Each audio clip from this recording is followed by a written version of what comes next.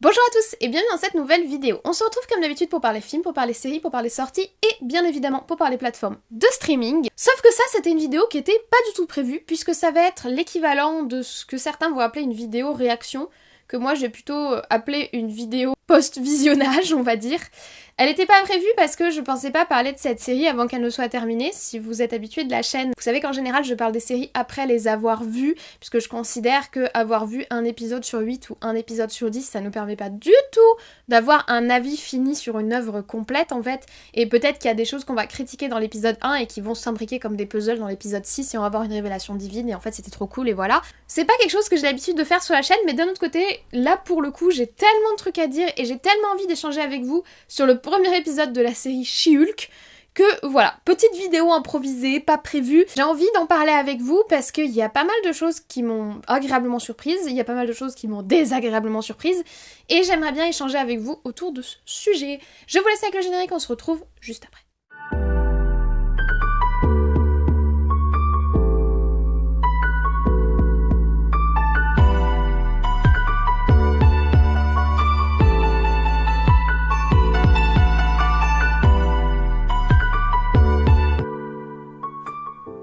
Alors She-Hulk est une série Disney+ de l'univers Marvel, donc une des séries qui va s'inscrire comme WandaVision, comme Loki, comme What If, etc. dans l'univers élargi Marvel en dehors des films MCU qui sortent au cinéma. C'est une série qui est destinée à avoir 8 ou 9 épisodes, je sais plus exactement, mais en tout cas le premier épisode est sorti ce jeudi sur Disney+, c'est-à-dire le 18 août 2022. Cette série qui appartient à la phase 4 de Marvel marque la réapparition de Hulk sur nos écrans, donc pas au cinéma mais au moins dans l'univers Marvel. Hulk on ne l'avait pas vu depuis Endgame, donc depuis la fin de la phase 3, et Hulk c'est un personnage qui a un traitement assez particulier dans l'univers Marvel puisqu'il a eu un seul film solo qui est d'ailleurs assez difficilement intégré à l'univers Marvel puisque dans son film solo qui date de 2008, donc les tout début du MCU, il appartenait pas vraiment on va dire au canon Marvel qu'on peut avoir eu ensuite et qui s'est vraiment dessiné avec Captain America etc. D'ailleurs Hulk n'était pas du tout joué par le même acteur, aujourd'hui il est incarné par Mark Ruffalo. Dans le premier film c'était Edward Norton qui le jouait, donc Hulk c'est un héros qui a un destin un petit peu particulier, il a eu un seul film solo il y a fort longtemps de cela, en 2008, et depuis il apparaît surtout dans les films Avengers, il est apparu dans Avengers en 2012, dans Age of Ultron en 2015 ensuite, en 2016 il est apparu dans Civil War, que vous avez là, c'est mon magnifique t-shirt Civil War. Seul film où il a eu vraiment un rôle prépondérant, c'est en 2017 dans Thor Ragnarok, donc normalement c'est Thor qui est censé être le héros éponyme du film, mais c'est vrai que Hulk y a eu une place particulière, c'est d'ailleurs pour lui le début de la fin, enfin le début de la fin à mes yeux, mais c'est le début de son évolution vers le nouveau Hulk qu'on a maintenant, et il est ensuite apparu en 2018 et 2019 dans Infinity War et Endgame. Donc c'est un héros qui déjà, au niveau des traitements qu'il a, est traité de façon assez particulière, dans le sens où il a pas eu droit vraiment à son film solo,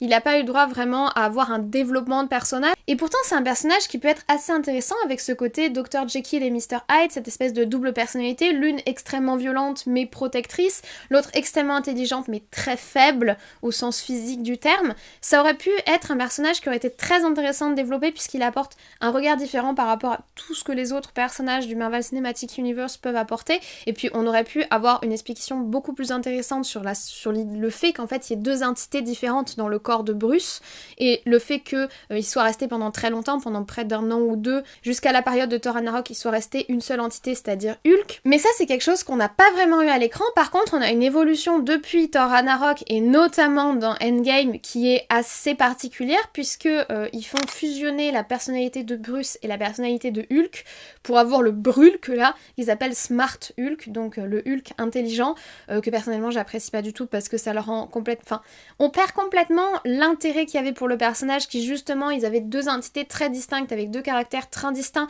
qui étaient quasiment incompatibles avec une espèce de relation presque familiale, fraternelle, de protection, c'est-à-dire qu'en fait, quand on se rend compte que Hulk, le Hulk violent qui détruit tout, n'existe que pour protéger le faible petit Bruce. Hulk sait très bien qu'il n'a pas l'intelligence de Bruce et c'est une sorte d'association hyper bénéfique entre les deux. Ça, on l'a complètement perdu, je trouve, depuis Endgame.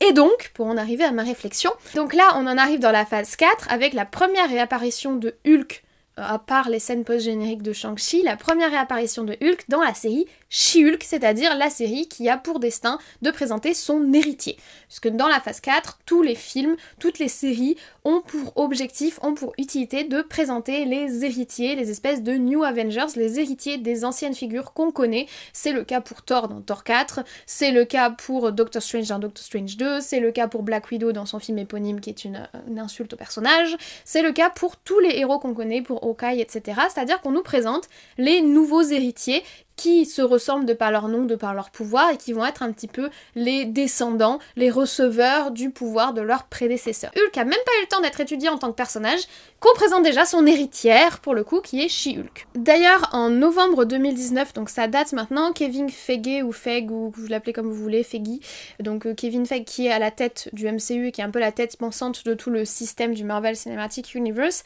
avait annoncé que She-Hulk apparaîtrait initialement dans la série, mais qu'elle était destinée à rejoindre les films. Donc on voit vraiment la dimension d'héritage, c'est-à-dire que She-Hulk va devenir le Hulk des films, puisque de toute façon nous n'avons plus de Hulk. Nous avons le Brulk, ou le Smart Hulk, mais nous n'avons plus la créature super puissante qu'on avait avant et qui terrifiait tout le monde et qui a posé tous les problèmes qu'elle a posés dans Civil War, etc. Ça n'existe plus, et donc on nous présente son héritière dans cette nouvelle série. Et là c'est le moment où je fais mon petit advertising, comme chaque fois que je fais une vidéo sur Marvel. Je ne lis pas les comics, je ne connais pas les comics, et je ne compte pas les lire d'ailleurs parce que j'ai un autre poste de lecture majeur qui est les mangas, mais ça n'empêche pas que j'apprécie l'univers Marvel, ça n'empêche pas que je sois fan de l'univers Marvel. Par contre, ça fait de moi une personne qui n'a pas de prérequis ou d'attente particulière quand je découvre un nouveau héros du MCU.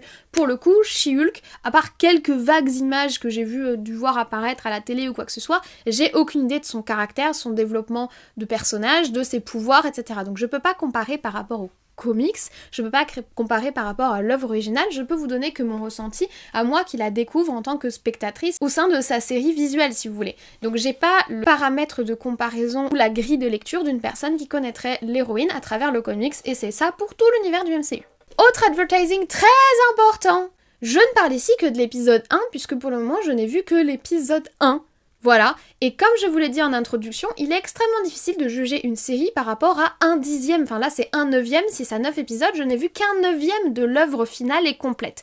Donc l'avis que je vais émettre et les craintes que je vais émettre et les remarques que je vais émettre ne relèvent que de mes connaissances de l'univers suite à ce que j'ai vu dans l'épisode 1. Donc évidemment, ça ne sera pas mon avis arrêté sur la série, je peux très bien évoluer sur certains points, positivement comme négativement d'ailleurs. Je peux aussi rester campée sur mes positions évidemment si ça reste dans la même ligne, mais c'est très rare en général. Donc ça c'était les deux petits avertissements que je souhaitais émettre. Passons maintenant à l'héroïne She-Hulk. C'est la cousine de Bruce Banner qui va, par un concours de circonstances un peu flou, mais en gros qui passe par un échange sanguin avec son cousin, acquérir les pouvoirs d'un Hulk, mais donc au féminin cette fois-ci. Dans la vraie vie, elle s'appelle Jennifer Walters et elle est avocate. Et à l'inverse de Bruce qui a dédié sa vie à sa recherche autour des rayons gamma et donc à sa recherche autour de lui-même ainsi qu'à son rôle de super-héros, Jennifer Walters, elle va essayer de continuer à exercer en tant qu'avocate malgré le fait qu'elle soit devenue une Hulk. Si bien évidemment dans la série, Hulk et Bruce Banner continuent à être joués par Mark Ruffalo, pour le casting de Jennifer Walters, ils ont choisi Tatiana Maslany. Alors Tatiana Maslany, c'est l'héroïne de la série Orphan Black, où elle jouait du coup l'héroïne ainsi que tous ses clones, puisque c'est le concept de Orphan Black, il y a toute une histoire de clones, etc.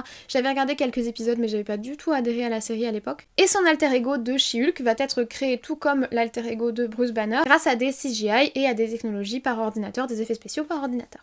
En parlant des CGI, que vaut la série visuellement pour ce premier épisode? Honnêtement, par rapport à la bande-annonce où l'esthétique de She-Hulk m'avait vraiment choquée dans le sens où elle faisait vraiment Toons, elle faisait vraiment, vous voyez, Roger Rabbit, c'est-à-dire qu'on aurait vraiment dit une créature numérique au milieu d'un univers réel et qu'on voyait vraiment même la différence de texture avec Hulk, qui est une figure en CGI qu'ils ont développée avec le temps et qui du coup est assez fine. Elle paraissait vraiment fake dans la bande-annonce.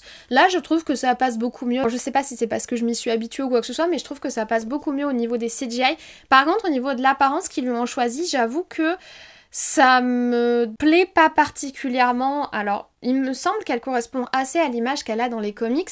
Cependant, Marvel a est pas connu particulièrement pour faire correspondre ces héros à l'image qu'ils ont dans les comics, sinon la plupart seraient en collant par ailleurs et en petite culotte par-dessus leur collant, donc ils ont tendance en général à moderniser l'image des héros qu'ils mettent en version live action et qu'une fois qu'ils les sortent de la BD, ils les modernisent au niveau des couleurs, au niveau des textures.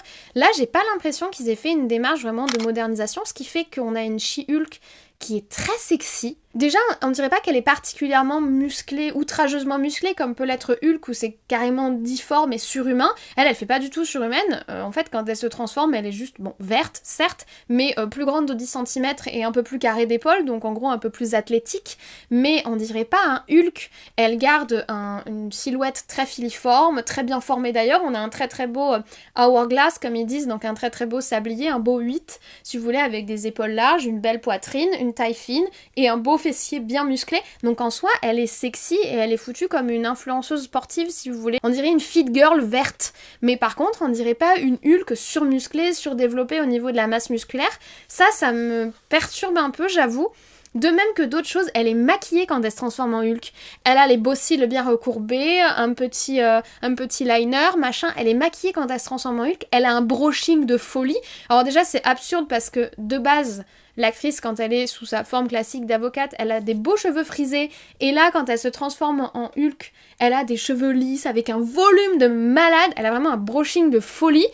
J'ai pas compris ce choix d'apparence, dans le sens où on dirait juste une personne plus grande et plus musclée et verte, mais elle a rien d'inhumain ou de surhumain. Surtout, elle est sexy et je comprends pas l'intérêt de la démarche. Elle a la même transformation que Captain America, donc elle passe juste de petite et filiforme à grande et musclée. Mais il y a rien de inhumain ou de surhumain, de hulkesque, à part la couleur. Franchement, t'enlèves le vert, elle fait pas du tout surhumaine. Et ça m'a un peu gênée aux entournures quand même.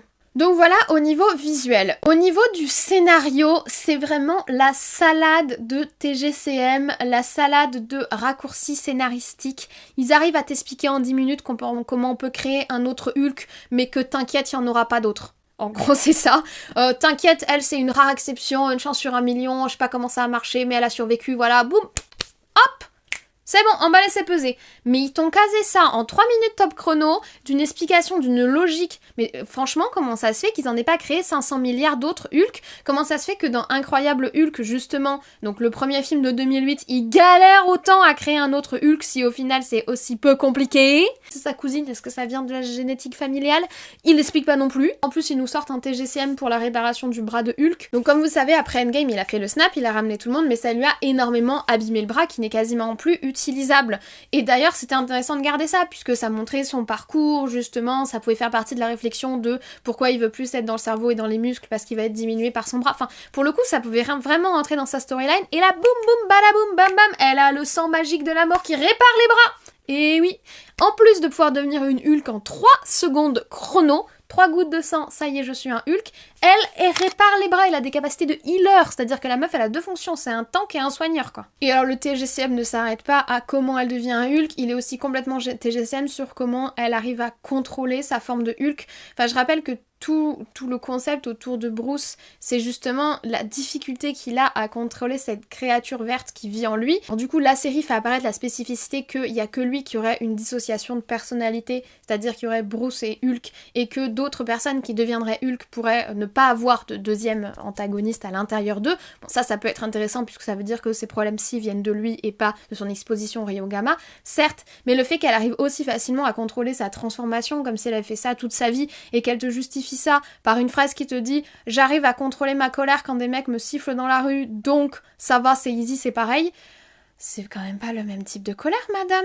Je sais pas comment dire ça. Je trouve qu'il y a une facilité, alors je comprends le petit message un peu engagé, machin, mais je trouve qu'il y a une facilité, on se fout presque de la gueule du spectateur, je trouve pas ça très cohérent dans l'univers. Ça, vu la galère que ça a été pour le personnage de Hulk durant tous les films d'avant et toutes les phases d'avant, où il est tout le temps en train de galérer avec sa dissociation d'identité, avec cette force qui vit en lui, ce monstre qui vit en lui, et là, ben non.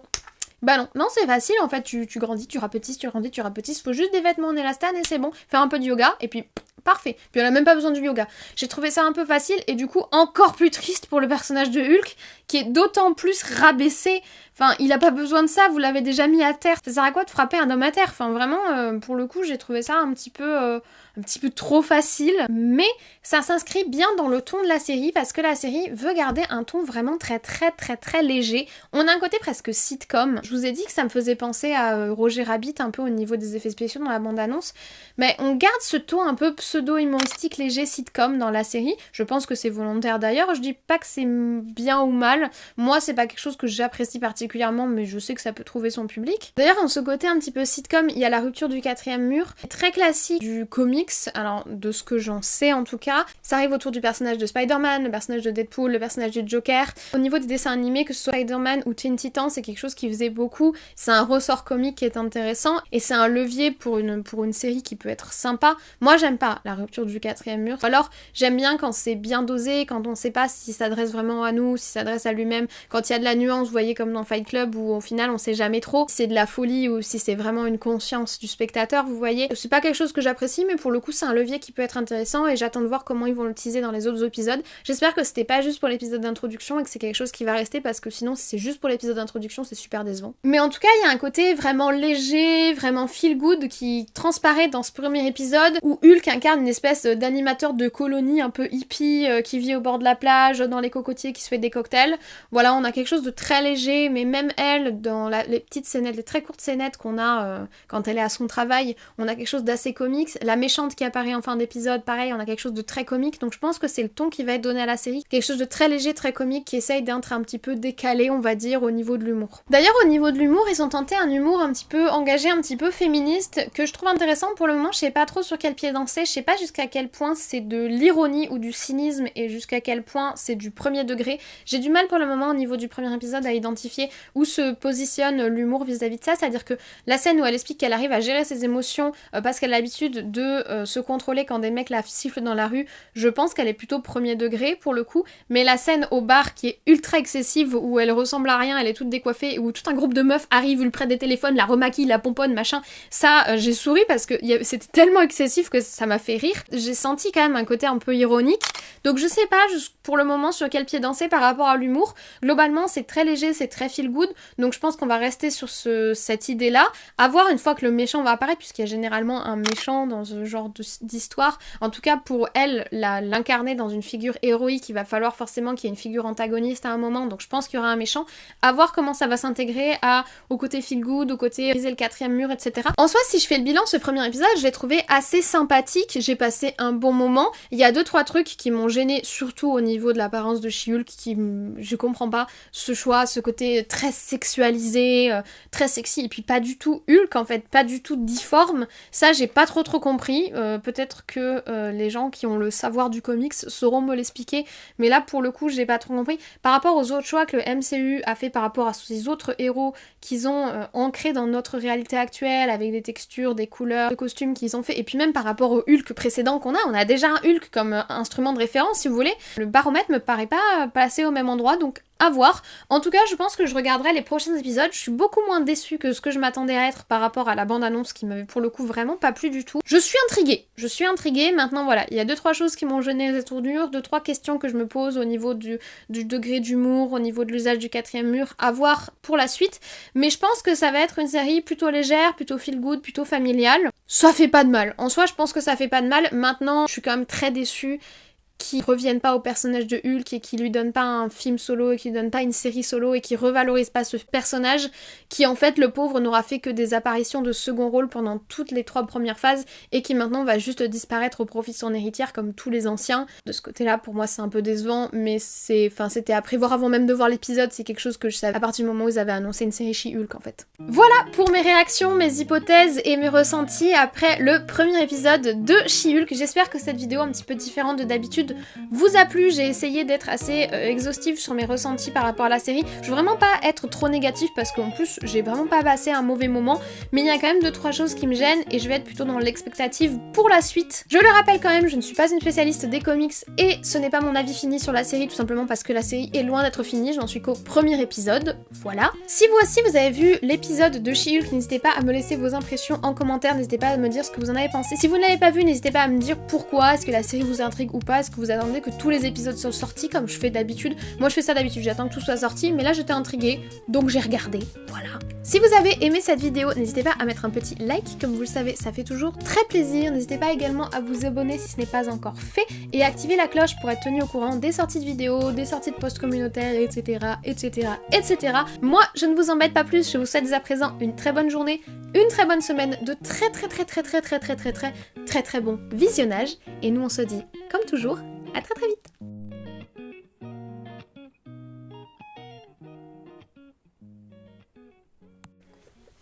J'ai mis mon très beau t-shirt de Civil War, je sais pas si vous pouvez bien le voir, il est très beau, voilà.